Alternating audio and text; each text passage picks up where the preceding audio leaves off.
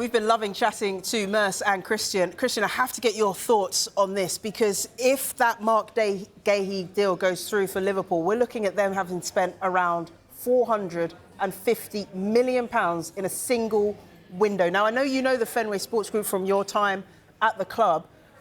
Tell me about their makeup and what they would make of this window. Will they see it as a success? Oh, most definitely. I think it's absolutely fascinating. For most of their time in charge, which is now over 15 years, they've run a balanced transfer budget, basically outs paying for ins, very successfully and being very competitive. But I think it's fair to say we're seeing a complete change of strategic approach by Fenway now. They're making massive net investment, and I think the question is why? My suspicion is two things. I think they look at the competitive position for the first time in many years, and they see a genuine opportunity to really dominate British football and even European football in a way that perhaps hasn't been true in the last few years, where they were happy to be an incredibly powerful competitor, but not trying for market leadership. And the second element is something we've all heard about all summer, which are the financial rules. These rules are heaven-made for a club like Liverpool. How so? They have the most superb sponsorship revenue in football. Just look at the names. Household brands around the edge of that pitch every week. They have massive levels of commercial turnover. They've redeveloped Anfield very successfully. It's packed every week. So their revenues are high. The rules favour a club like Liverpool with high revenues. And I think they're looking and sensing the mood may be changing about those financial rules. We're starting for the first time to hear many fans say, are these rules right that are preventing rich clubs from actually spending money? Clubs like Newcastle, clubs like Villa.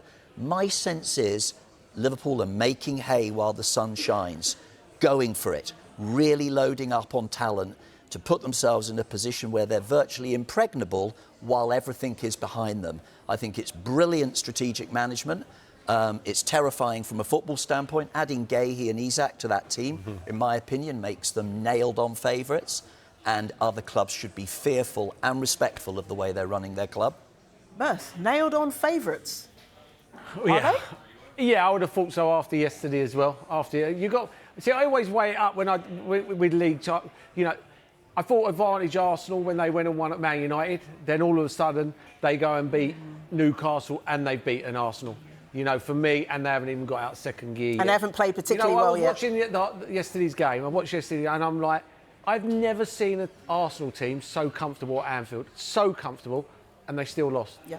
So yeah, and what they are doing as well, you know, what Christian said as well, they're buying players to come into the team, and these are top players. You know, Mark Gahey, if you can get him for 30, 35 million, as I said before, in football terms, it's a cup of tea. For a cup of tea, for an international of that calibre. Totally agree. I think it'd be an unbelievable signing. I think the signing of the window it would be for me. Yeah. Are we looking then, Christian, at the start of perhaps a dynasty? At Liverpool, we saw Manchester United 90s, early 2000s. We've seen Manchester City and all their success in consecutive years. Is this the start, or rebirth, I should say, because they had a lot of success in the 80s, didn't they, of Liverpool and building something of consecutive success? Well, I've been around too long to gamble on predictions of that nature, but what I'm saying is strategically, I think that is the prize they are aiming for. They sense that it feels, doesn't it, as though City are in a rebuilding process. Yeah. It feels like the most traditional rival, Manchester United, are miles away from really competing for the title.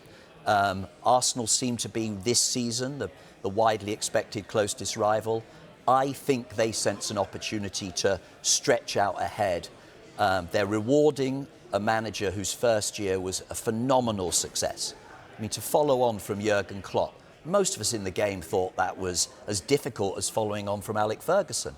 Nobody expected that to go as well as it did. So I think they're saying we've got a manager who could be here for a decade.